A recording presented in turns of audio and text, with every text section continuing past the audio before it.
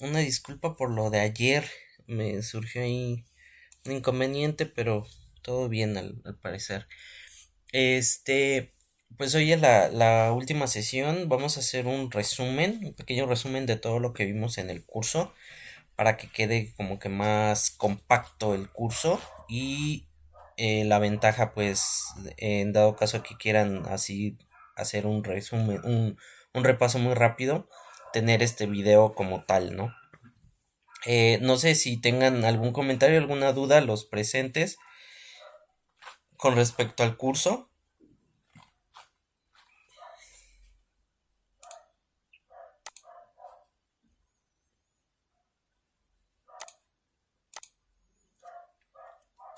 Voy a empezar a compartir.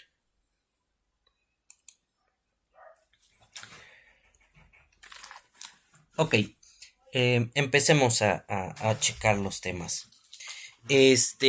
Como tal, el curso nos enfocamos principalmente en hacer un análisis hidrológico para generar un gasto y poder determinar un diámetro o un área hidráulica por el cual pueda pasar adecuadamente ese gasto y diseñar en dado caso algún alcantarillo, algún puente o también podemos ocupar ese gasto, como les comentaba, para determinar, bueno, creo que no les comenté, el gasto que podemos manejar también es para generar niveles de un río.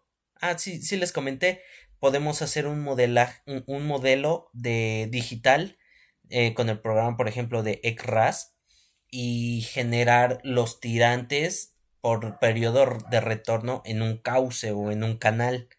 Entonces, con esos gastos podemos determinar cómo se va a comportar los niveles de agua con respecto a ese análisis. Este, como tal, lo último que vimos fue lo del diseño el área hidráulica que requerimos con los gastos que obtuvimos. Como les comentaba al inicio del curso, lo principal para poder generar un análisis óptimo es ir al punto de conflicto. Nosotros teníamos un punto de conflicto en esta zona, el cual era este puente. Espero que me jale. Ahí está el Street View. Este puente es el que queríamos determinar el área para poder checar cómo se iba a comportar el área hidráulica y que ya no sobrepasara el nivel del tirante máximo en este cauce. Como les comentaba, ya este puente, el cual ya están casi terminándolo de construir. Cuando pueda les voy a pasar las fotos por grupo cuando podamos proporcionar esa información. Ya están casi terminando el puente.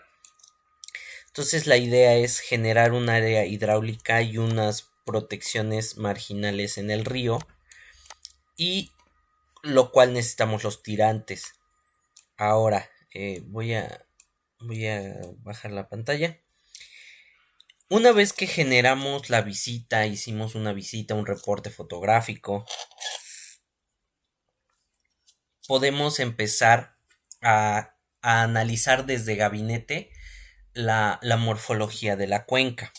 Nosotros con el ArcMap empezamos a generar unas capas dentro de nuestro archivo, las cuales descargamos de INEGI. Tenemos dos plataformas en internet que nos van a apoyar, las cuales, no sé si se acuerdan, es el Seattle.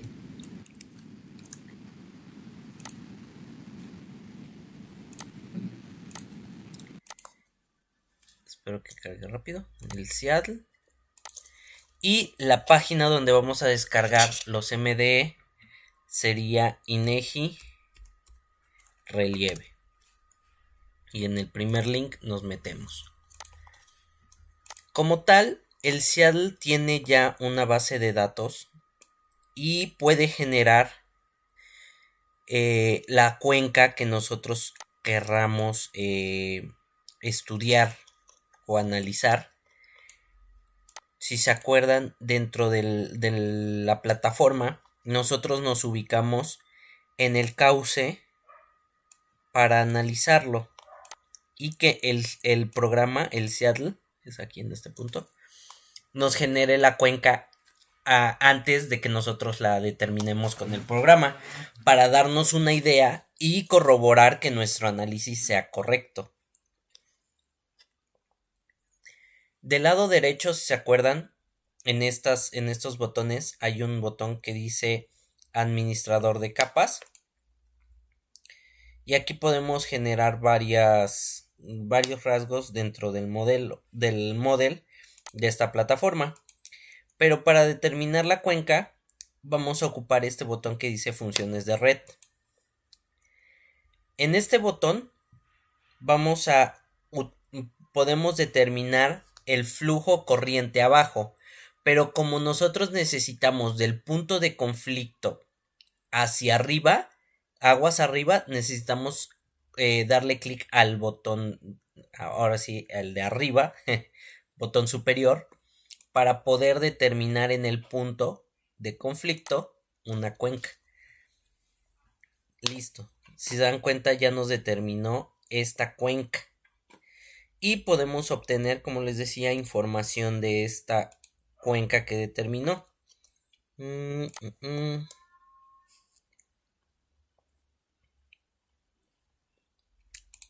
Vamos a corroborarlo de rápido.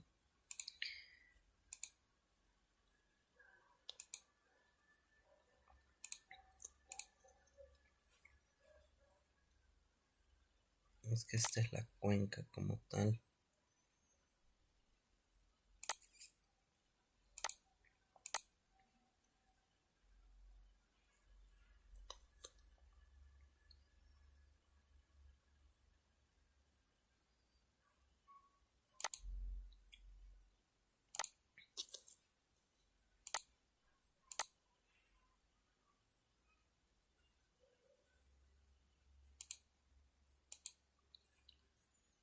Ok, aquí está. En su cuenca tenemos nuestros datos que podemos determinar en esta que determinamos. Como tal, los datos tenemos que checarlos. No importa si no coinciden al pie de la letra, no hay problema. Lo único que nos interesa, o bueno, a mí me apoya mucho el Seattle para determinar el cauce principal y el parteaguas de la cuenca. Si se dan cuenta, aunque yo le di clic, perdón, no sé por qué se fue hacia allá, en este punto genera un poquito más de área esta cuenca, ¿sale? Entonces no es fiable el área que nosotros estamos obteniendo con este programita porque genera un poquito más de cuenca en ciertas partes. No sé por qué lo hace así. Debería de truncarlo en esta zona. Pero como tal, es para darnos una idea cómo se comporta. Y como les decía, con la página de INEGI, lo que vamos a hacer es descargar las capas. Como ya les había explicado, nosotros podemos descargar en una resolución muy favorable en 1 a 10.000 las capas, los modelos digitales de elevación. Les había explicado que 1 a 10.000 hay zonas donde no hay información de las capas o los modelos digitales. Aquí nosotros les explicaba que tenemos dos diferentes modelos, uno de terreno y uno de superficie. Les explicaba que el de terreno no toma en cuenta la urbanización o la infraestructura dentro del modelo digital y el de superficie sí. Entonces también debemos de determinar qué nos conviene determinar cuál modelo nos conviene más. Les explicaba que en otro proyecto, como está dentro de la zona urbana y es totalmente urbanizada la cuenca, utilizamos un modelo digital de superficie. Entonces hay que sopesar, hay que determinar cuál es el que nos conviene más. En la semana me di a la tarea de checar un modelo digital cerca del puerto y me topé con lo siguiente.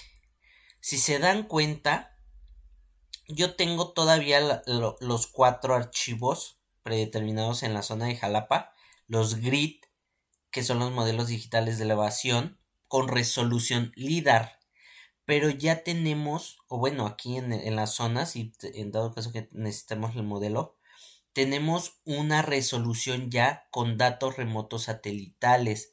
Es un poquito más fiable la información que descargarla con este modelo, porque ya la resolución es un poquito mejor por los sensores que están ocupando para generar ese modelo. Pero pues hay que determinar y ojalá y alguna vez les toque y lo mejor es que generen esa información con esos modelos. Ok, les explicaba también de rápido que si no tenemos la información de resolución 1 a 10.000, aquí sí tenemos, lo óptimo sería generar una capa con el 1 a 50.000, un modelo, y lo descargaríamos. Aquí el bill. Acá, cuando es 1 a 50.000, acá ya no cambia nada y lo descargamos directamente de este archivo. ¿Sale? Ok. Una vez que tenemos descargados nuestros modelos, los vinculamos. Bueno, aquí creo que los eliminamos. Ah, no. Los habíamos metido a esta capa. Antes de esto, recuerden que cuando generamos un nuevo archivo o un nuevo proyecto dentro del ArcMap, hay que configurar en, en layers, en propiedades, el sistema de coordenadas.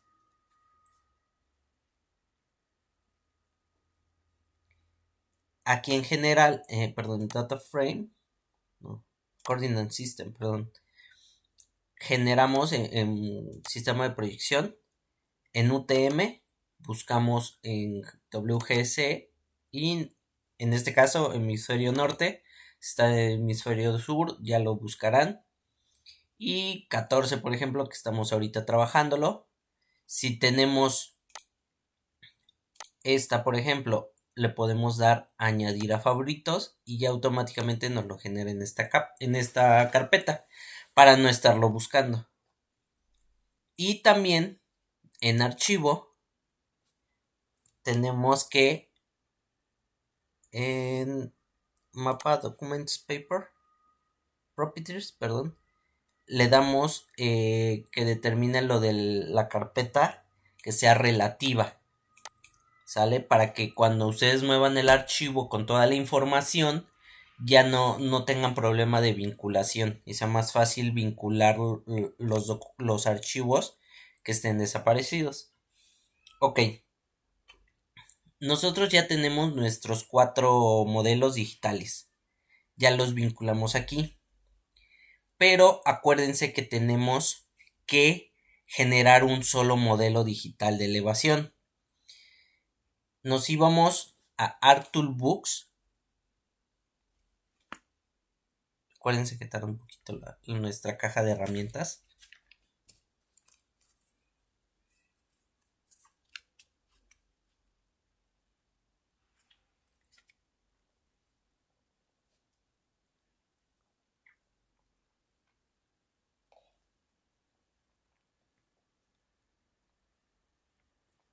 Listo. Y lo primero que tenemos que hacer es en Data Magnaments Tools, en Raster Dataset y en Mosaico a nuevo raster. Le damos clic y en esta ventana arrastramos los 4 modelos aquí así, y tenemos que darle una carpeta de salida. Lo importante aquí es en el nombre de extensión hay que ponerle, por ejemplo, xx.tif para que te genere el modelo en formato TIFF. Y estos datos los vamos a obtener de las propiedades del modelo. Acuérdense. Le damos con el segundo botón a una capa del modelo digital. Y estos datos en source vienen. El tipo de pixel es este. Es floating. Pero dice que es un pixel de 30. El tamaño de pixel es de. El cuerpo son 32 bits. Pero acuérdense que por el error que nos arrojó la primera vez, a la hora de unirlo ya no nos dejaba corregir el modelo. Entonces hay que bajarle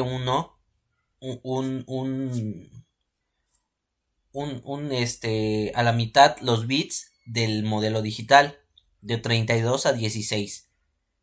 Acá está. Tendríamos que bajarlo a 16 signet, porque no hay float. Entonces el siguiente sería un 16 signet. ¿Sale? E igual, este es opcional. En las propiedades nos decía que era de tamaño de 5 píxeles. El número de bandas decía que era 1. Y ya todo lo demás lo dejaríamos por default. Y le damos OK, lo va a procesar. Y nos va a generar la siguiente capa. Esta. Ahora, esta capa la tenemos que corregir. Si se acuerdan, nos íbamos a ArtToolBooks, nos íbamos a Spatial Analysis Tools, en Hydrology y en Fill. Y en Fill hacíamos el mismo proceso que todas, arrastrábamos la capa, generábamos la ruta de salida con un nombre y le dábamos OK. Y ya nos generaba una siguiente capa, que sería esta, ya corregido. Esa corrección se refiere a los cambios bruscos en, ¿cómo se llama? En el traslape de nuestras capas. Si se dan cuenta, aquí cuando se unió esta capa con esta, hay un traslape. Me voy a acercar un poquito. Miren, aquí tengo esta. Y se dan cuenta como que se traslapa. Aquí entre estas dos hay un traslape de capas. Entonces cuando unimos estas dos capas, aquí hay como que, no error, pero sí genera ahí como que turbulencia, se podría decir, entre las capas. Entonces lo que vamos a hacer es corregir ese error de traslape del modelo. Entonces lo corregimos con el fill. Una vez corregimos, hacemos el siguiente paso. Vamos a generar igual en Hydrology un flujo de la dirección de flujo y la acumulación de flujo, que serían estas capas, esta y esta. ¿Sale? Esas dos capas las vamos a generar como el proceso como anteriormente les decía. Arrastramos la capa de modelo digital de elevación corregido y generamos la dirección de flujo. Una vez que generamos la dirección de flujo, vamos a hacer la acumulación de flujo, pero esta acumulación de flujo la sacamos con la dirección de flujo. ¿Sale? Entonces, el proceso es así. MDE lo convierto a dirección de flujo y la dirección de flujo en acumulación de flujo. ¿Sale? Esta acumulación de flujo nos va a servir para generar una red hídrica dentro de nuestro modelo. Esa red hídrica lo vamos a hacer con el Map Álgebra. Nos vamos a nuestra caja de herramientas y en vez de Hydrology nos vamos aquí a Map Álgebra y en Raster Calculator. Y aquí, si se acuerdan, le poníamos red-hydro y le poníamos una condicional. Bueno, le poníamos igual, condicional y decíamos que nuestra acumulación de flujo, la cual la capa es... ¿Dónde está? Ya la perdí. Acá está. Flujo acum debe de ser mayor a 200, por ejemplo. Les hacía en aquella ocasión una comparativa entre el número de red hídrica que vamos a generar. Entre más chica sea el número de la red hídrica, más ríos te genera. Entre mayor sea este número, menor red hídrica es. ¿Sale? Y aquí nada más le ponemos la ruta y el nombre. Le damos OK y nos va a generar. A ver, le di cancelar, espero que se cierre.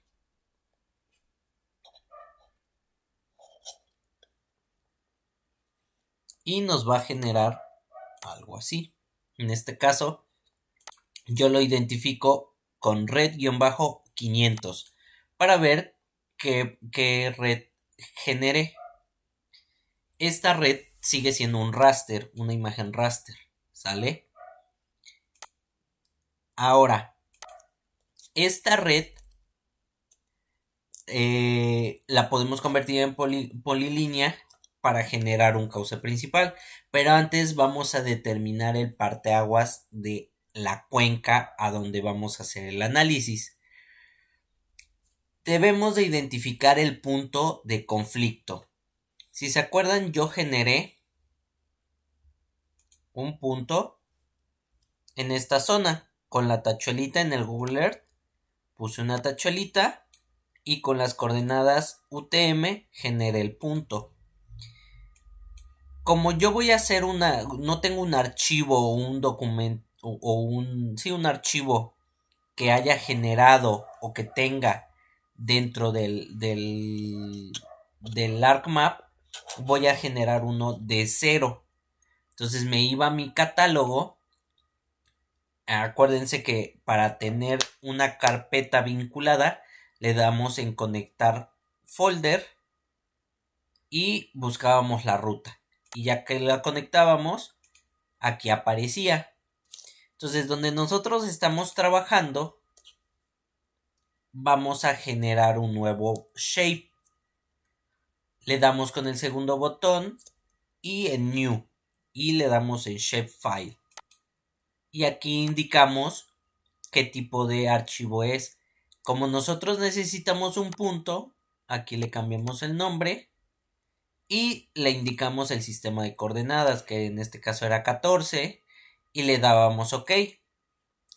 Cuando nos generaba el punto, acá en nuestra tabla de contenidos,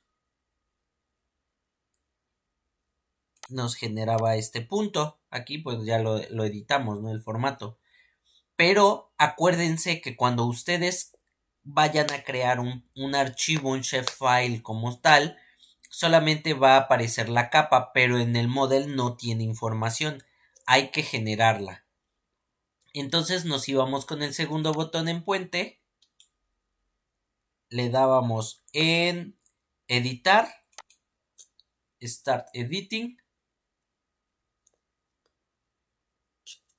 nos iba a aparecer una ventana aquí en esta parte, ahora le damos continuar y como tal nos íbamos a esta ventana en crear elementos y le dábamos clic a puente o en este caso, ¿no?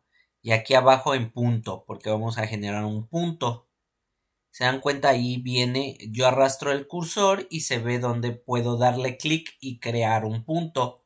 O con el segundo botón en coordenadas X y Y lo podemos generar y ya copiábamos nuestras coordenadas del Google Earth. Y le dábamos enter.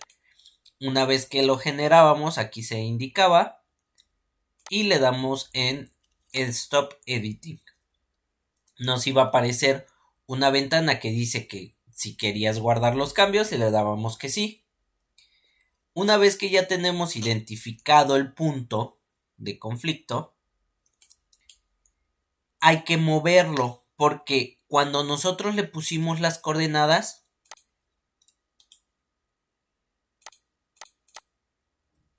nosotros posiblemente si se acuerdan, a ver si me genera, nos lo puso como por acá y no caía dentro del punto de conflicto. Entonces lo que nosotros teníamos que hacer es moverlo, pero si se dan cuenta, yo no puedo vincularlo un shapefile con un raster, no hay vinculación. Entonces lo que tengo que hacer es convertir mi red en polilínea. Entonces nos íbamos a nuestra caja de herramientas en Conversion Tools y de raster a polilínea. Y ya nos abría la ventana, arrastrábamos nuestra red y nos generaba, como en los otros procesos, una red poly. Y ahora sí, yo le daba otra vez en editar.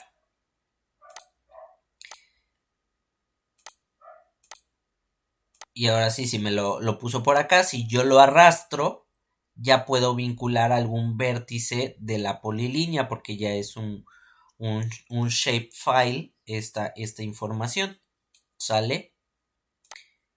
Una vez que ya tenemos identificado y vinculado el punto con la cuenca en polilínea, la red en polilínea, generábamos nuestra cuenca.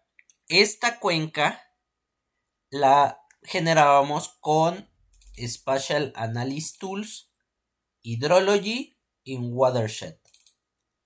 Y ya arrastrábamos lo primero que arrastrábamos era la dirección de flujo dir, y el punto que acabamos de crear, que era puente. Y le dábamos OK, procesaba y nos generaba una cuenca, la cual era esta. Esta cuenca, lo que les mostraba, es parecida a la que teníamos en el Seattle.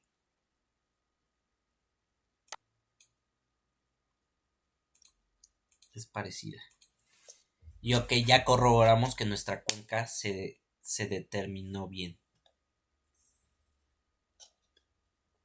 Ahora, los primeros datos que necesitamos para el análisis es el área en kilómetros. El área en kilómetros no lo podemos sacar con la cuenca así porque este es un raster, una imagen raster. La tenemos que convertir en un polígono, en un shapefile. Nos íbamos otra vez a ArcToolBooks, a Conversion Tools y de raster a polígono. Y lo convertíamos y generábamos este archivo.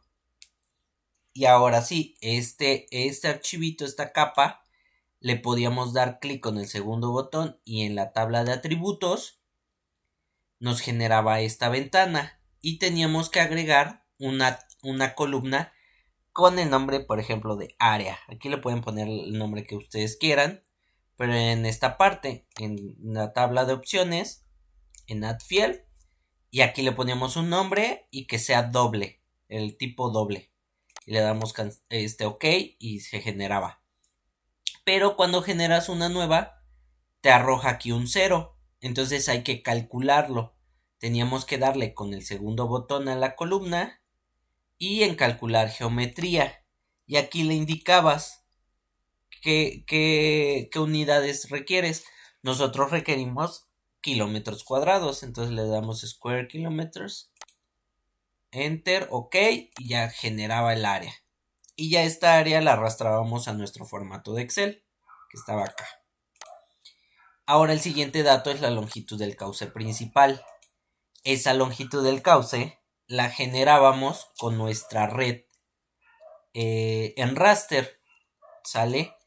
Teníamos que determinar el orden del río, de los ríos. Entonces nos íbamos a ArcToolBooks. Permítame tanto.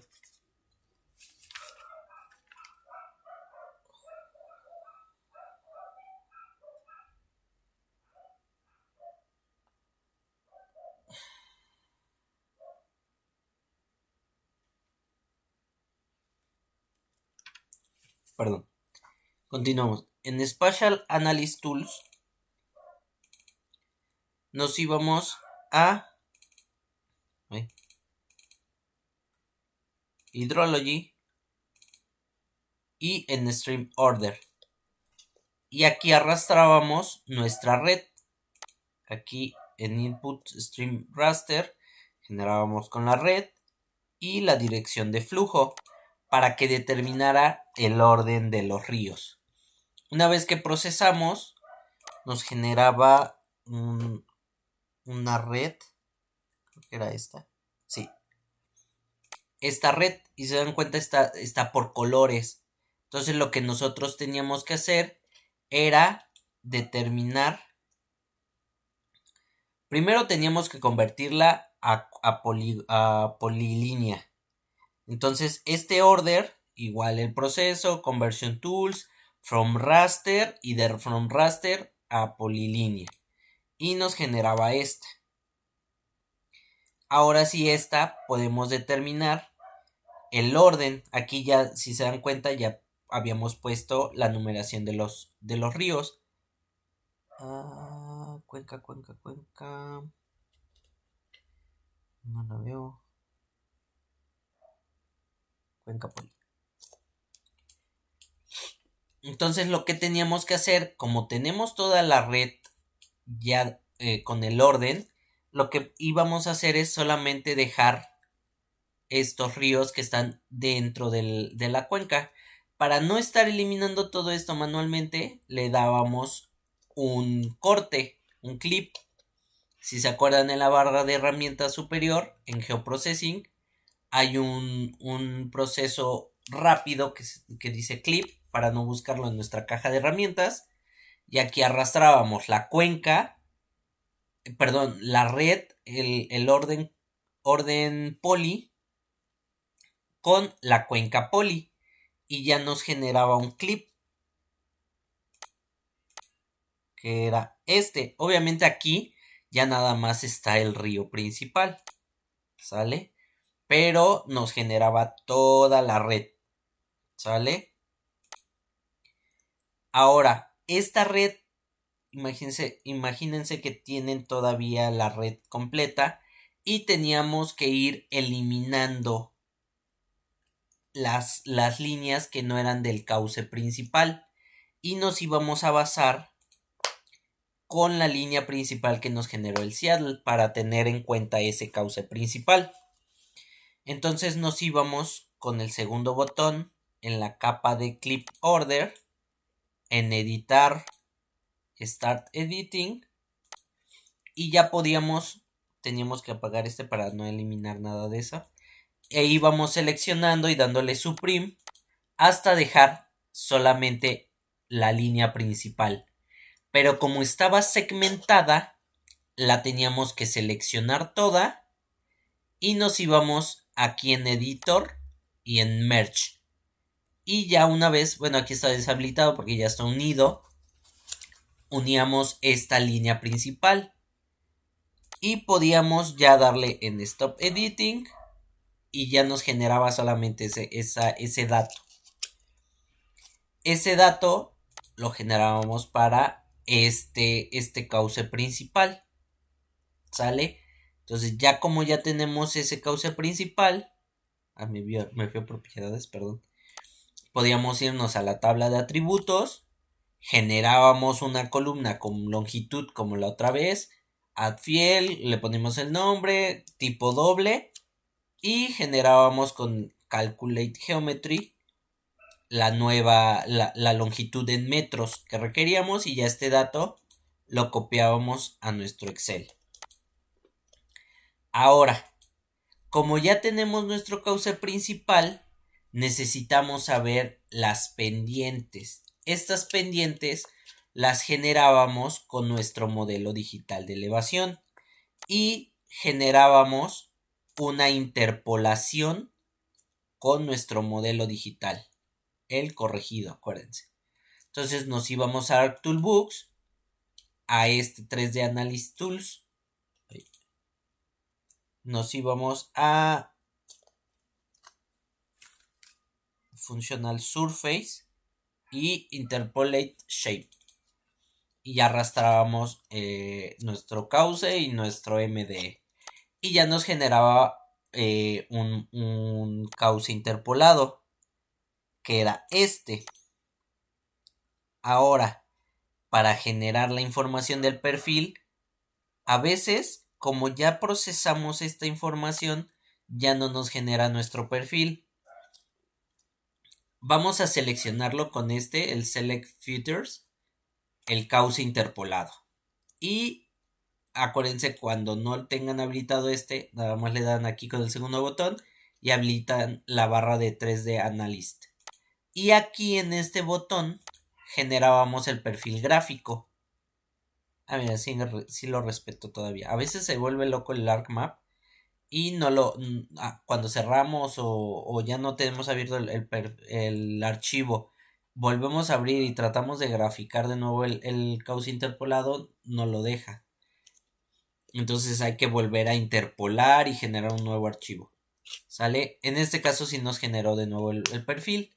Pero este perfil necesitamos los datos en Excel. Le dábamos con el segundo botón en propiedades avanzadas, en data, y estos datos, aquí hay un botón que dice copiar. Le dábamos clic y ya nos íbamos a un Excel y le dábamos control B. Y ya generábamos esta información.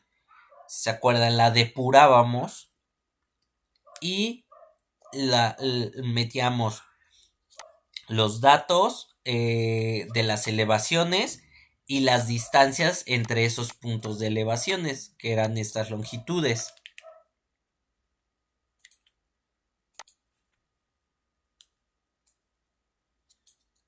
Ok, ya que teníamos esta información por el método de Taylor-Schwarz, generábamos una pendiente media. Esa pendiente media, permítanme tantito. En aquella ocasión creo que no generamos ningún error, ¿verdad?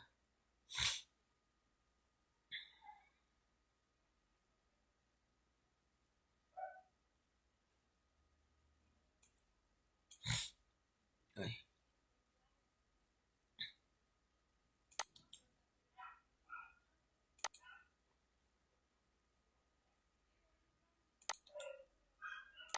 Ok.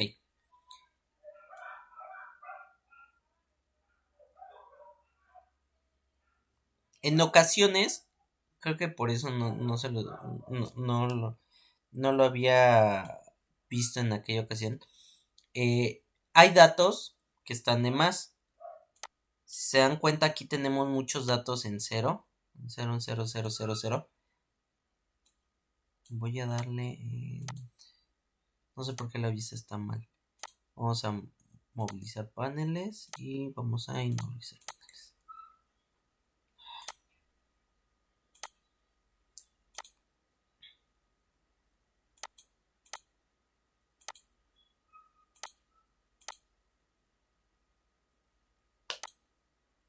Ahí está. Por ejemplo, al final teníamos estos datos en cero. Si se dan cuenta, aunque yo los elimine, no genera conflicto, lo pueden dejar. Pero, pues para no tener tanta información, cuando nosotros, por ejemplo, querramos imprimir en dado caso este anexo, pues ya nos genere muchas hojas, podemos depurarla y ya generar menos información y no nos afecta con la pendiente, ¿sale? Ese pues es consejo para que no generen tanta hoja en un proceso que pues es muy pequeño, ¿no? Ok, una vez que hacemos el proceso de Taylor-Schwarz, ya generamos una pendiente y una diferencia de alturas que son el desnivel del punto inicial del cauce principal al punto final. Y de ahí la pendiente media. Una vez que teníamos estos datos, generábamos con una capa o unas capas en el ArcMap de uso de suelo y edafología. Ese uso de suelo yo se los compartí y la edafología, que era todo lo de la República, e íbamos a hacer un proceso de cálculo de coeficiente de n para el método de Bentet-Chow. Generábamos con nuestro modelo corregido un mapa de pendientes, que era este. Este mapa de pendientes lo generábamos de la siguiente manera.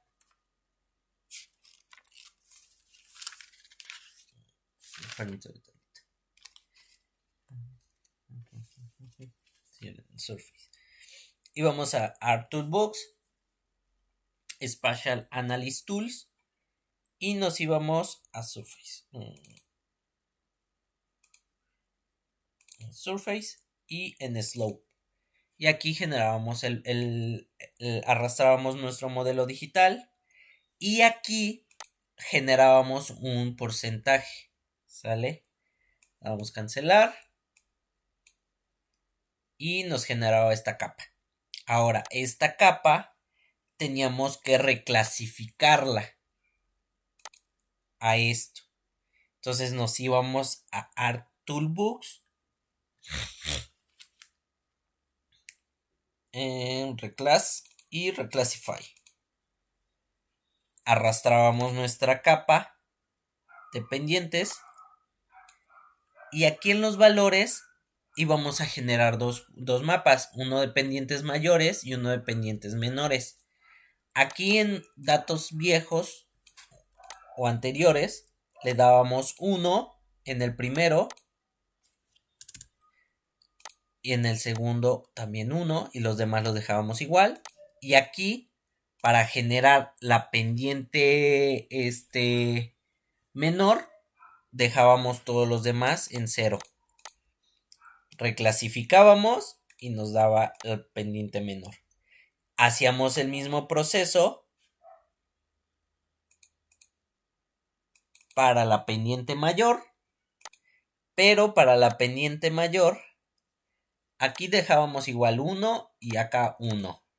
Pero acá le dábamos 0 y todos los demás les metíamos el 1 para la pendiente mayor. Le dábamos OK, reclasificábamos.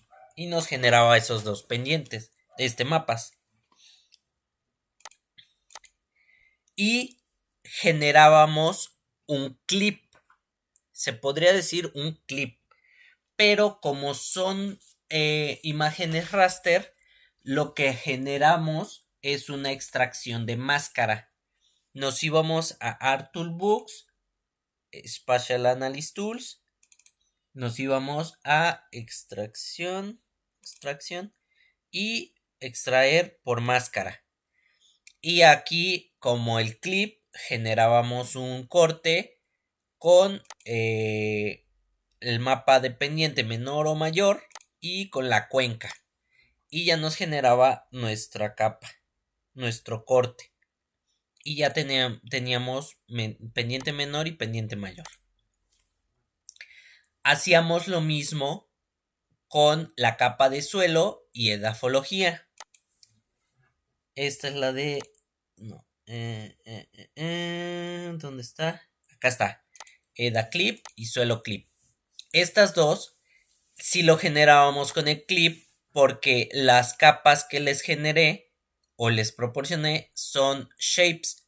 Entonces podemos recortarlo con este proceso que es clip. Y teníamos estas capas, las que tenemos prendidas.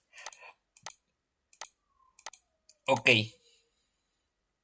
Como nosotros necesitamos identificar los datos de estas capas, le dábamos clic a la tabla de atributos con el segundo botón, tabla de atributos, y en esta capa, que es la de edafología, clasificábamos por tipo las características del suelo en función a los criterios de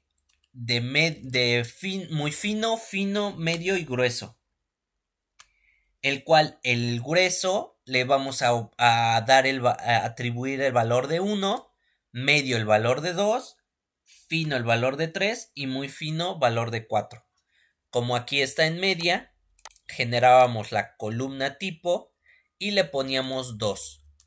Para asignarle el valor 2 era darle clic, por ejemplo, a estos dos, arrastro estos dos con el segundo botón en Field Calculator y aquí le poníamos el número 2 y le dábamos OK.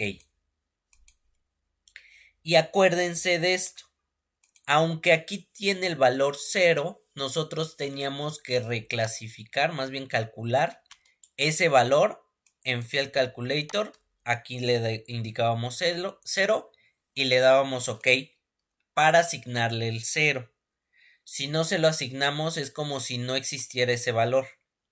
Entonces es necesario asignarle el valor 0 aunque ya hubiera aparecido.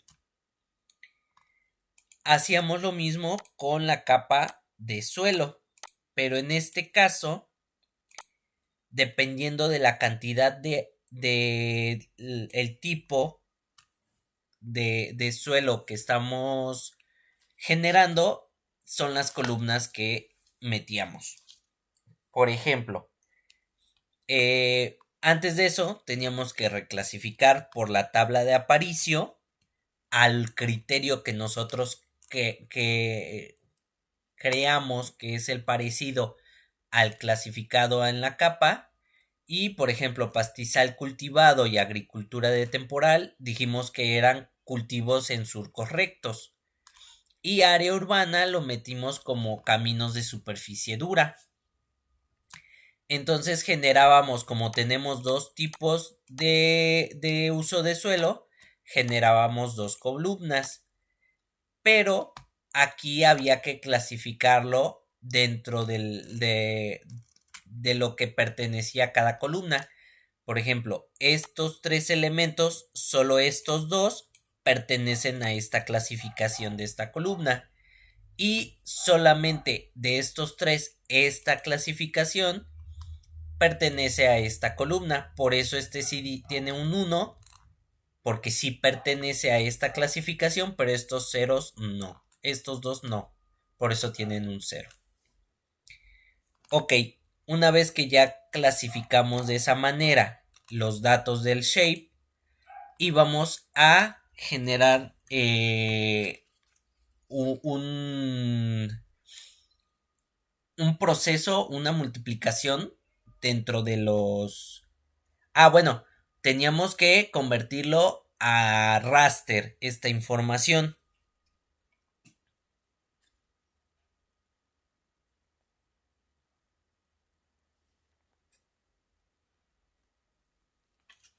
Permítame.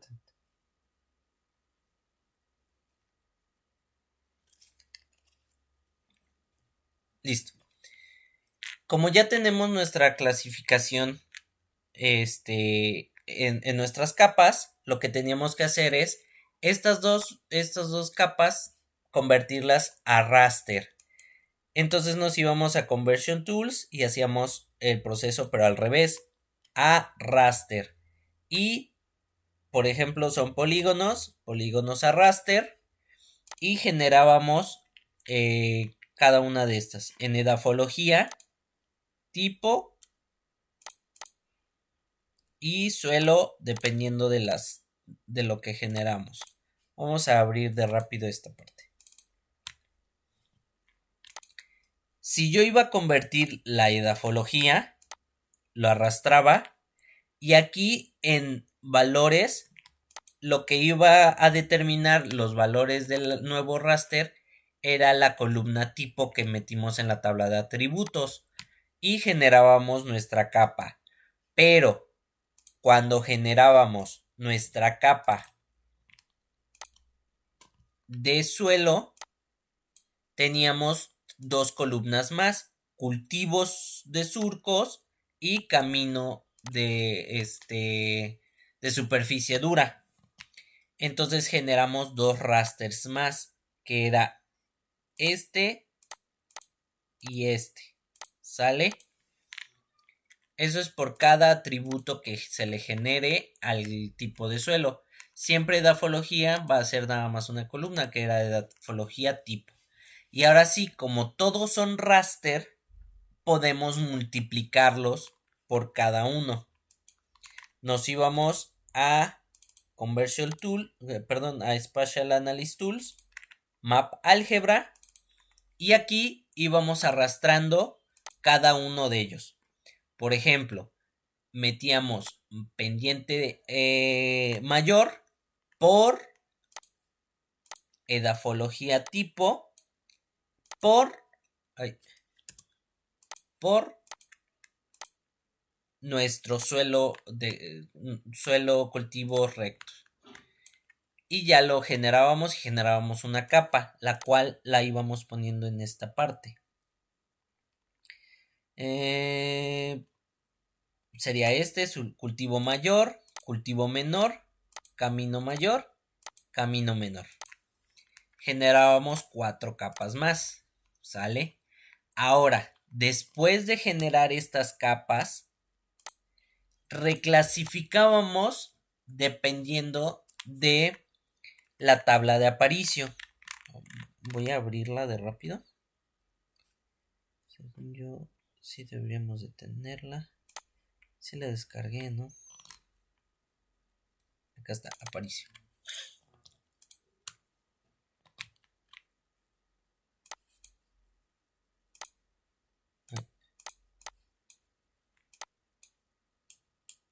Ahora sí, estas capas las íbamos a reclasificar por los valores de Aparicio. Nos íbamos igual a reclassify. Arrastrábamos la capa. Esta, por ejemplo. Y veíamos el valor 0, le poníamos 0.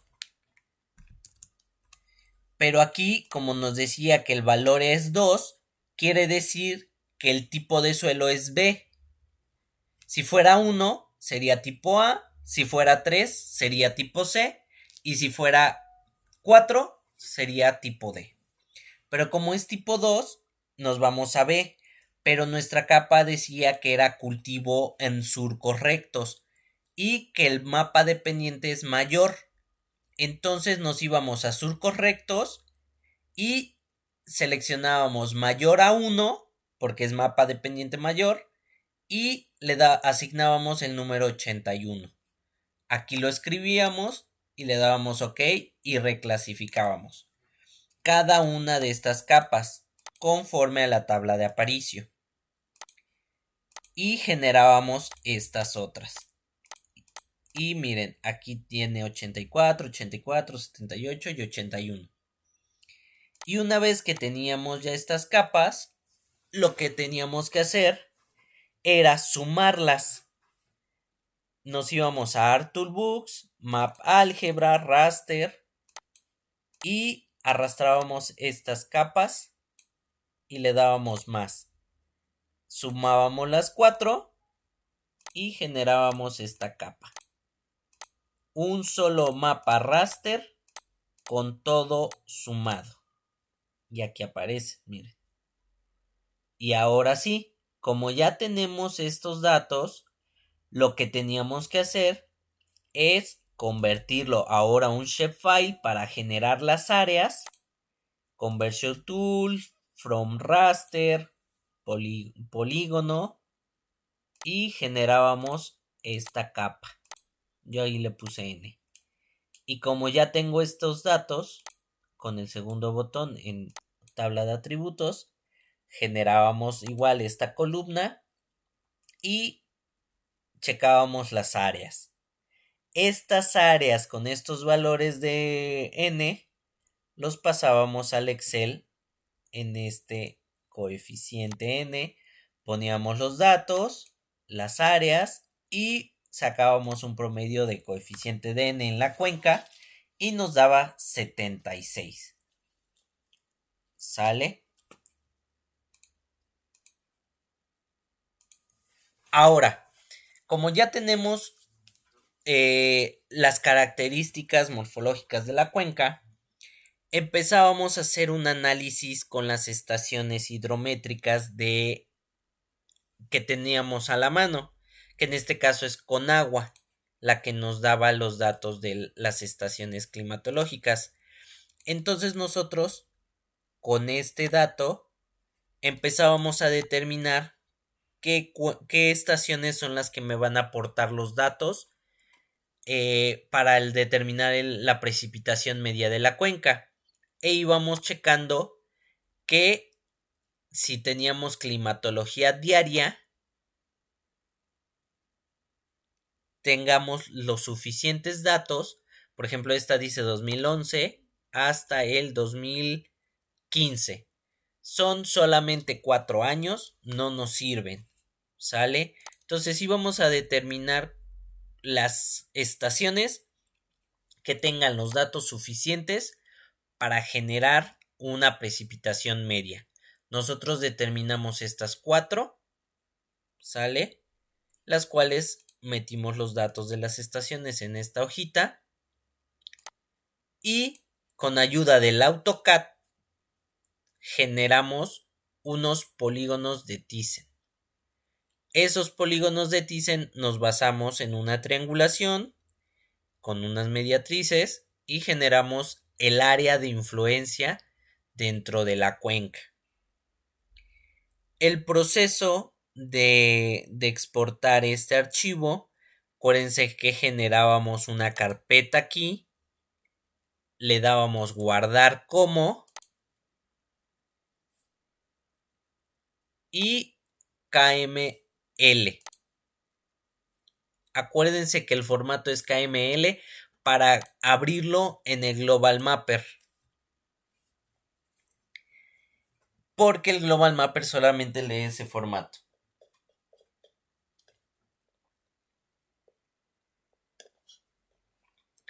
Y aquí en el Global Mapper teníamos que configurar la hoja de trabajo en Configuration, Projection y buscábamos UTM, la zona que íbamos a manejar y le dábamos OK y ya podíamos abrir nuestro KML.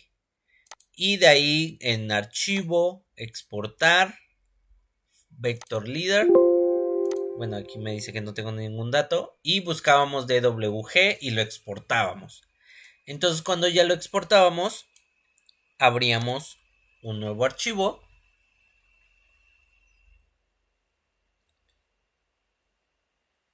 Y ya teníamos nuestra cuenca, por ejemplo. Manualmente ingresamos con las coordenadas UTM las estaciones donde deberían de ir, triangulamos, generamos las mediatrices y con el Civil CAD, con el botón de superficie, anotar áreas, cambiábamos el factor a estos datos, factor de conversión, para que la superficie ya no lo generara a kilómetros cuadrados. Y ahora sí, ya teníamos el área de influencia de esta estación, y los poníamos en el Excel. Y ya con el área de la cuenca sacábamos un porcentaje de influencia dentro de la cuenca. ¿Sale? Y ahora sí, con esas estaciones generábamos las precipitaciones medias de cada estación. Las obteníamos. Y acuérdense, necesitamos los datos mensuales, valores mensuales de las lluvias máximas de 24 horas. Y sacábamos el máximo por cada mes. Aquí, si se acuerdan, estos datos son enero, febrero, marzo, abril.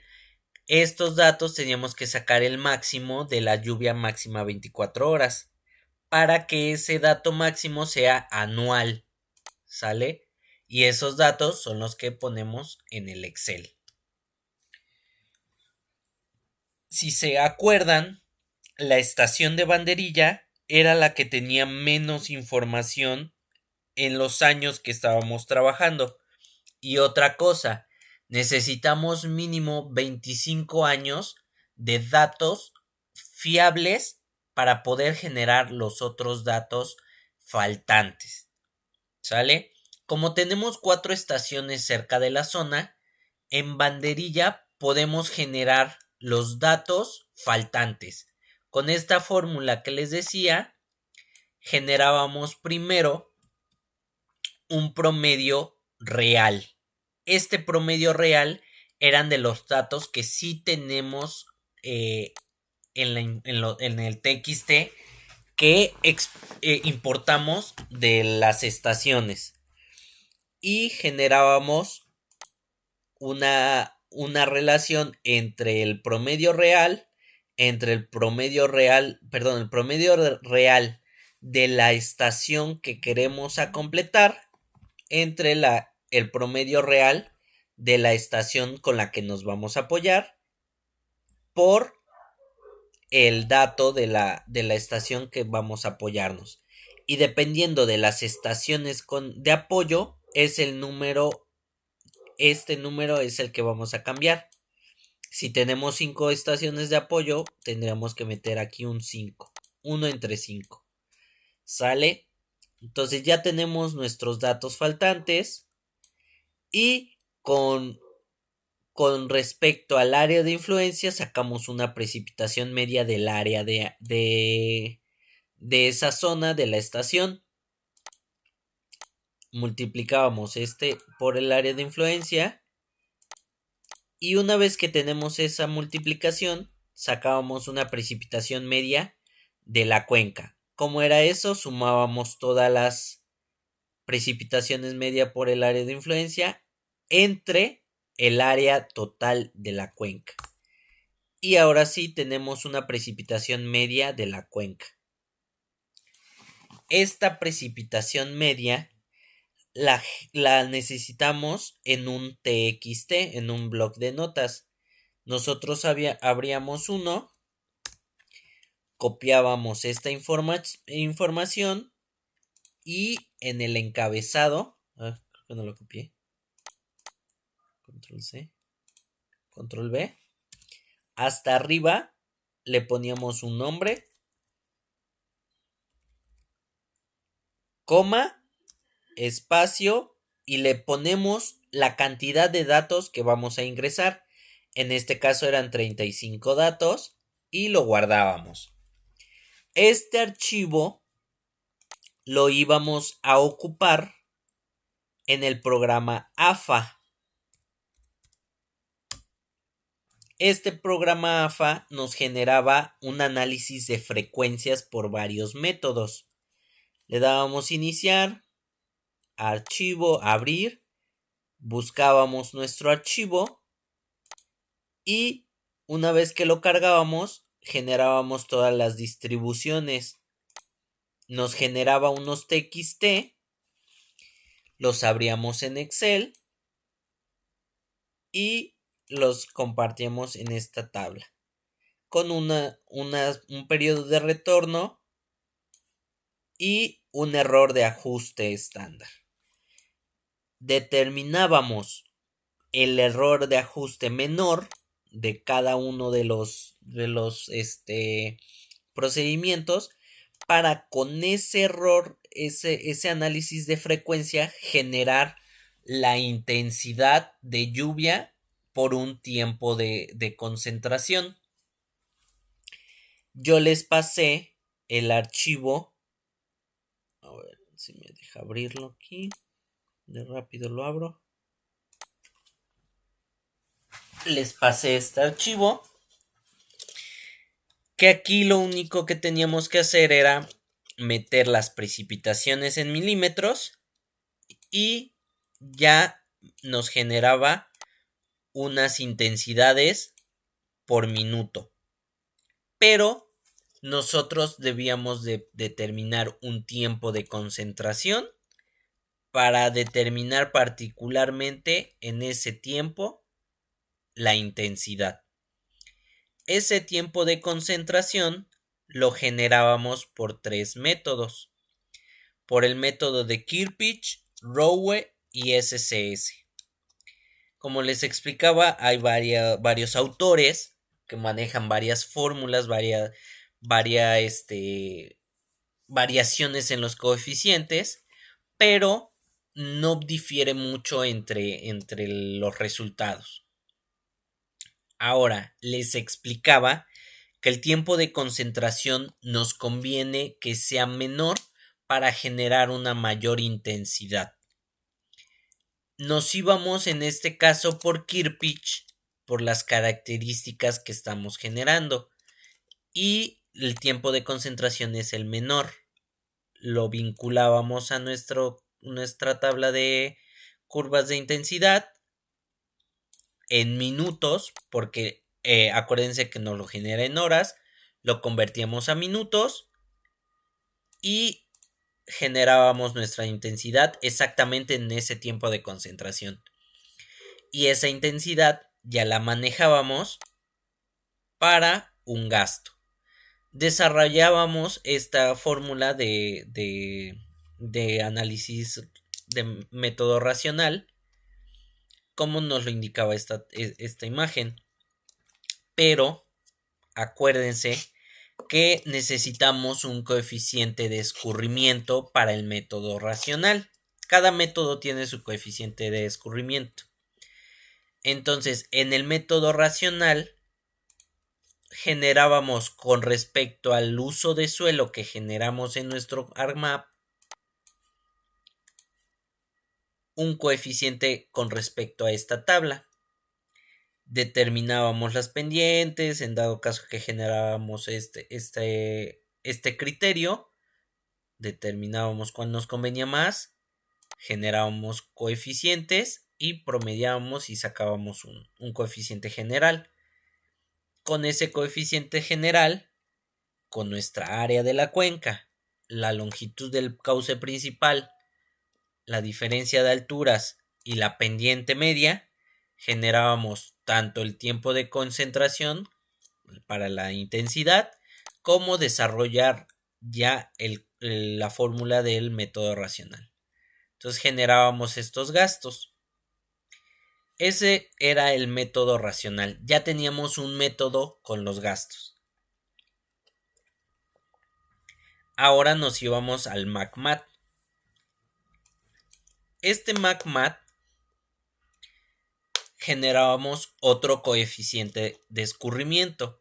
Este era muy sencillo, solamente teníamos que determinar la cobertura en porcentaje de vegetación, la textura del suelo y la pendiente de la topografía. Sumábamos los coeficientes y ya teníamos nuestro coeficiente general de escurrimiento. Generábamos con la misma cantidad de intensidad de lluvia con el tiempo de concentración y generábamos un gasto.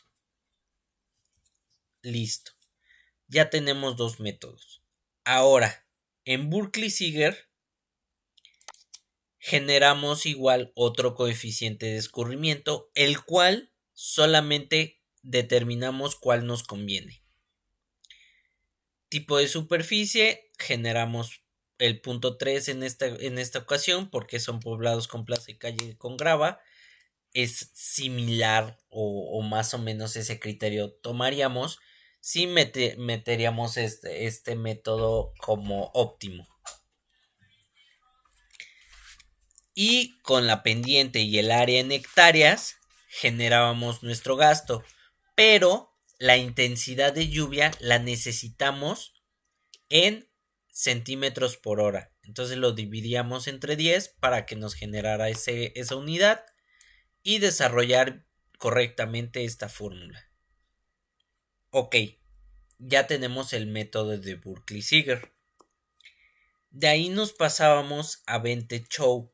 Bentechow era más complicado en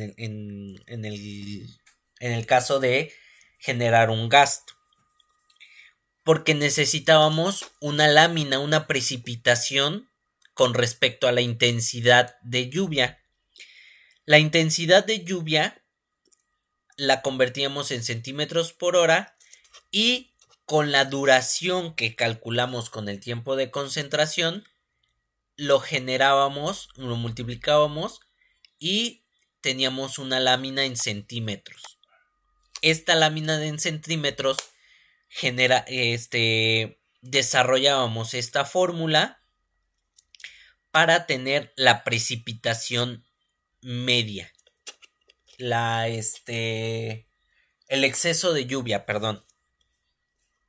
Este exceso de lluvia lo teníamos que desarrollar con esta fórmula y teníamos dos variables más, X y Z. X la determinábamos por el exceso de lluvia entre la duración y generábamos un tiempo pico. Lo que les explicaba es que el método de Bentet-Chow es parecido con el hidrograma triangular unitario, que determina que la lluvia, o bueno, la precipitación no es uniforme. Esto quiere decir que no siempre va a ser la misma intensidad, sino va a haber un tiempo pico donde la intensidad de lluvia sea la mayor. Entonces, este tiempo pico lo determinábamos con esta fórmula. Los otros tres métodos, los anteriores, consideran la intensidad uniforme, que no hay una variabilidad en la intensidad. Entonces, en esta sí genera ese criterio. Entonces necesitamos el tiempo pico de esa intensidad. Y para la variable z teníamos una determinante, que si la duración entre el tiempo pico estaba entre estos valores, generábamos z con esta fórmula. Para esa relación de la duración entre el tiempo pico generábamos estos datos, la determinábamos la z con esta fórmula, o si era mayor de 2, z era igual a 1. Yo aquí había desarrollado una fórmula, pero lamentablemente no sé por qué el Excel no me respetaba y manualmente lo determinamos. Entonces ya teníamos todas las variables para desarrollar la fórmula de Bentet-Chow y el coeficiente n que generamos con el ArcMap. ¿Sale? Desarrollamos la fórmula de Bentet-Chow y teníamos ya los gastos. Ya teníamos todos los métodos y nos íbamos a nuestra tabla de resumen. Aquí lo que les explicaba, yo en los archivos que les compartí les mostré unas tablas de Conagua, la cual dependía de la infraestructura a diseñar, el tiempo de retorno de necesario para el diseño. En este caso, el tiempo de retorno para el puente determinamos que iba a ser de 100 años. Descartamos Berkeley-Zeeger porque Berkeley-Zeeger fue diseñado para cuencas menores, no me acuerdo el dato exacto, pero son cuencas, microcuencas de zonas urbanas. Si se dan cuenta en el coeficiente, el tipo de superficie, ¿cuáles son los criterios? Son para zonas urbanas y cuencas muy pequeñas. Por eso no lo consideramos el método de Berkeley-Zeeger. Teníamos Racional, MACMAT y Bentet-Chow. Nosotros determinamos el gasto mayor entre estas tres para poder tener un factor de riesgo un poco menor, que tenemos como que un colchoncito, se podría decir, del diseño para el criterio del área, ¿sale? Yo lo determino de esa manera. Entre mayor el gasto, mejor para poder diseñar un área óptima y que no vaya a tener problemas hidráulicos la obra. Una vez que determinábamos el gasto, nos íbamos al resumen de alcantarillas. Y aquí determinábamos con el gasto un diámetro.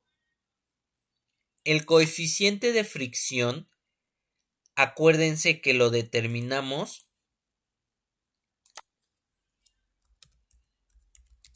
Creo que sí la descargué, ¿no? No. Con el coeficiente de Manning, pero el coeficiente de Manning para cauces y ríos.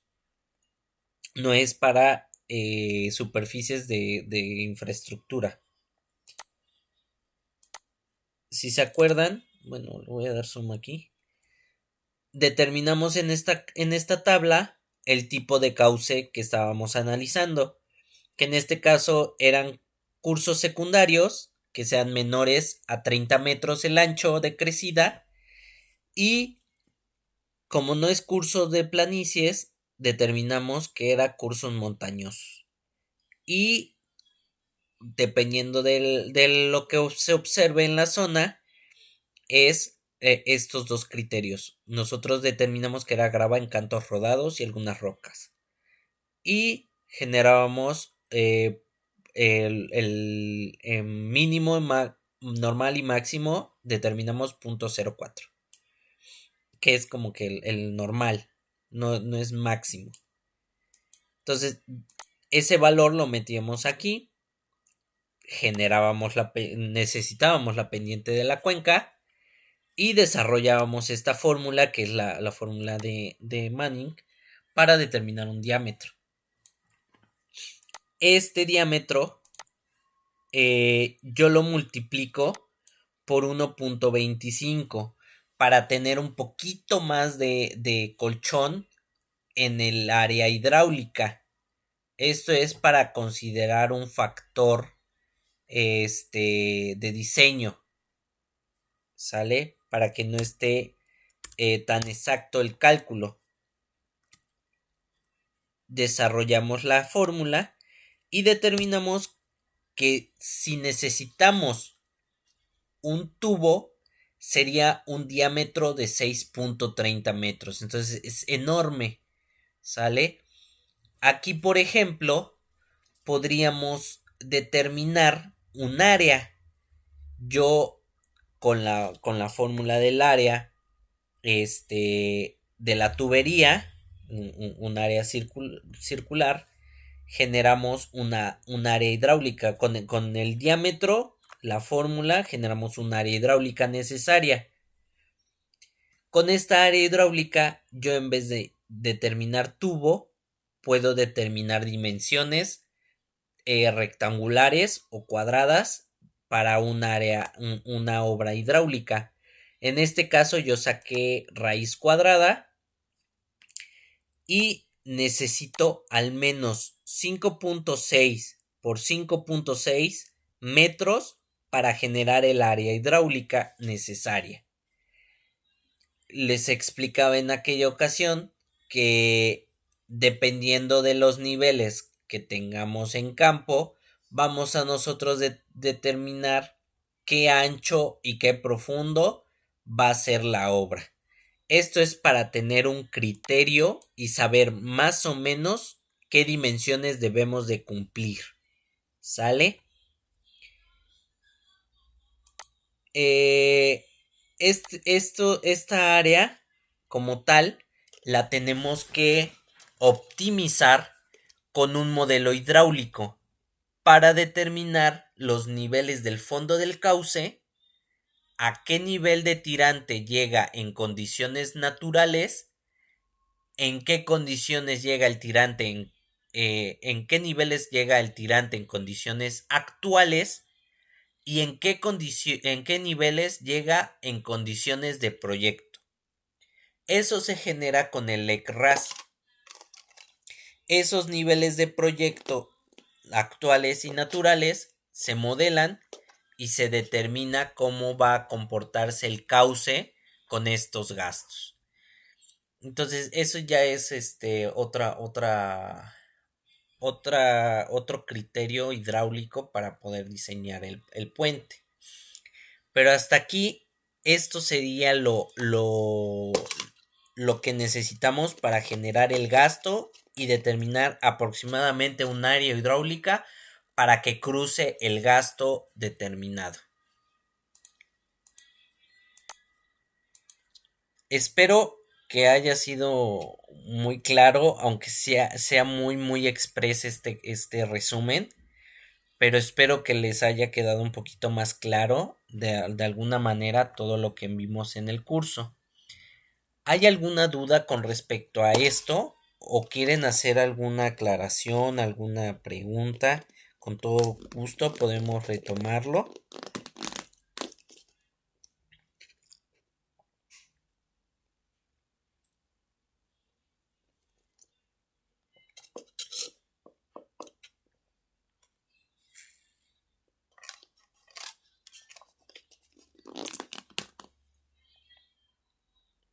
Ok, creo que no hay dudas.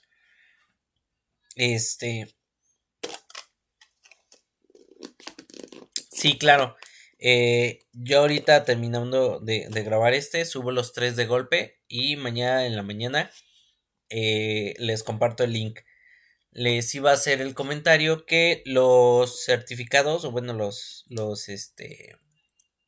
los certificados de participación los voy a hacer el día de mañana o, no, mañana es viernes, ¿no? Los haría el día sábado. Sí, claro, hay que repasar mucho. Es un tema algo extenso. Este, el día sábado genero lo de los certificados y se los hago llegar. Si tengo mañana chance en el transcurso de la tarde, se los hago llegar mañana, pero para más seguro sería el sábado, ¿sale? Y mañana en la mañana les paso los videos sin problema para que puedan estudiar y repasar. Si hay alguna duda, algún problema con respecto a los temas que vimos, con toda confianza yo estoy en la disposición de apoyarlos y pues si sale se atoran en algún tema, con todo gusto seguimos apoyándonos. Espero de todo corazón que les haya servido mucho este curso. Es de mis cursos favoritos. Me gusta mucho el tema hidráulico y el hidrológico para poder hacer todos estos estudios. Y pues mi más sincera disculpa por todos los inconvenientes que hubo en todo el curso. Espero que les haya servido mucho y les agradezco la confianza que me tuvieron para poder brindarles estos conocimientos. Muchísimas gracias por todo y espero seguirles ofreciendo otros cursos. Espero que se animen. Este, y cualquier cosa estamos en la disposición. Muchísimas gracias y que estén muy bien, que tengan muy feliz fin de semana.